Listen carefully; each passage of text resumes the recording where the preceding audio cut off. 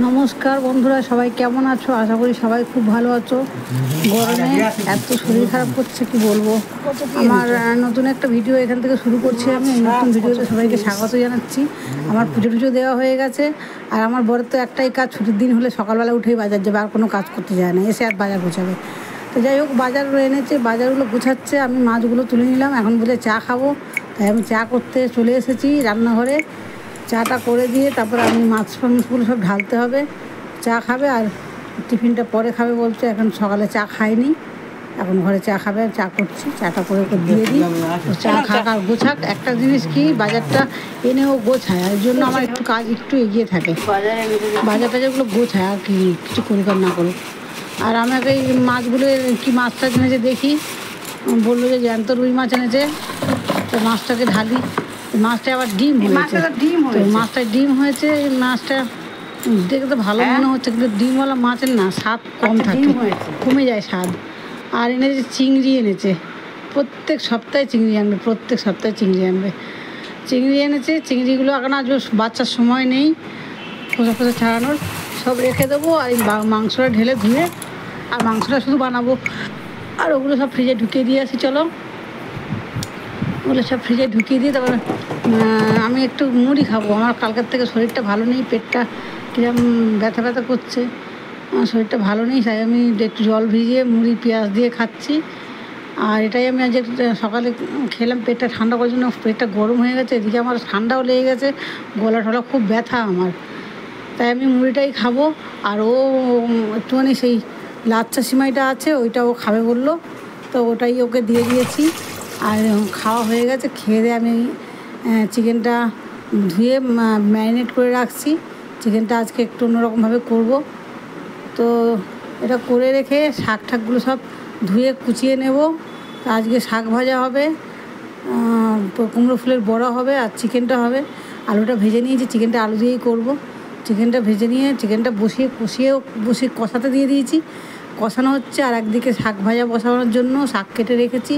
আর চাটনি করব, চাটনির আমঠামগুলো কেটে নিয়ে, আমঠামগুলো আমার বর কেটে দিয়েছে, যদিও এটা মিথ্যে কথা বলবো না, টুকটাক হাতের কাজ করে, তো সব করতে পারে না। করলে আমার পছন্দ হয় না একদম, ওর কাজ একদম বেকার কাজ করে, মানে ও করলে সেটা আমাকে আবার দ্বিতীয়বার করতে হয় বলে ওকে কাজ করতে দেই না। শুধু যেটুকুনি পারে ওইগুলো একটা সবজিগুলো গুছিয়ে রাখে, ওইটুকুনি আমার অনেক করে দেয়। আর এদিকে একটা ওখানে আমি মাংসটা বসিয়ে দিচ্ছি, আর এখানে শাক ভাজাটা বসিয়ে দিচ্ছি। শাকটা বসিয়ে দিয়ে ওইদিকে আমি ইয়েটা গুলবো, কুমড়ো ফুলের যে বড়াটা বানাবো সেই বড়াটা গুলবো। একটু হলুদ দিয়ে বসিয়ে দিয়ে একটু কমে গেলে তারপরে নুন দেবো।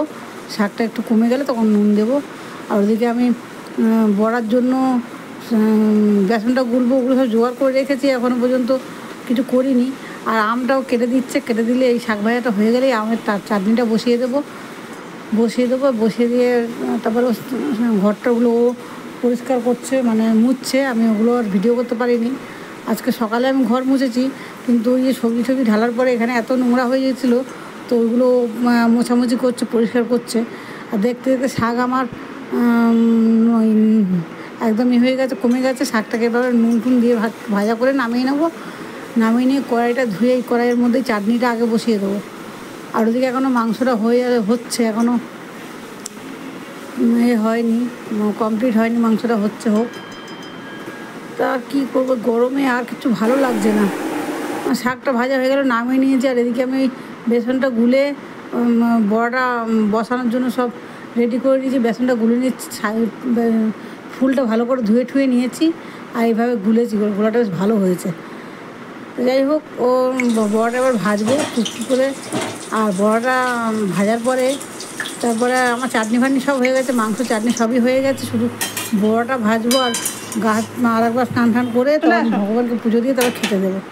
আর বড়াটা এত ভালো হয়েছে আমি আর থাকতে পারলাম না, আমি খেতে শুরু করে দিয়েছি। কী লাগছে,